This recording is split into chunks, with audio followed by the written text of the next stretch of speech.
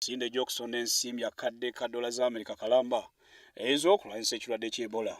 Uganda ekoze kinene okulwanyisa ekirwadde kino, naye ng'erina abakugu basatu abasobola okujjanjaba obulungi ebirwadde nga bino ebyekibwatukira.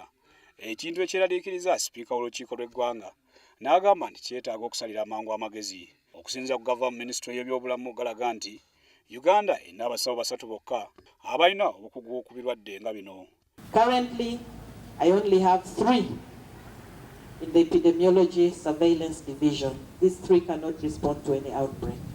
I usually have to mobilize epidemiologists from without to help us in the response. This is an urgent issue. It must be tackled immediately.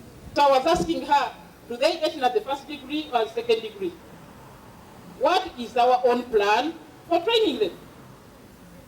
Is it that when they go for masters, they decide what they want? What do we want as a country? Why can't we put money into the training and have more of this? So there's a mismatch between our desires and our planning as a country. So I think we need to sort that one out. Kadanga yagala abasawo ba Uganda abakola obutaweera okulwanyisa ekirwadde ky'Ebola mu mawanga g'obuvanjuba bwa Semazinga Africa basiimwe mu ngeri ey'enjawulo. Amawanga omuli Liberia, Sierra Leone, Guinea ne Nigeria ssaako n'amalala gaafiirwa abantu abasoba mu 9 era nga abasawo ba Uganda bakoze butaweera okulaba ng'ekirwadde kino kirinyibwa ku nfeetwe mu mawanga gano. On 26 January this year, the team sitting there should really be decorated as heroes by the government of Uganda.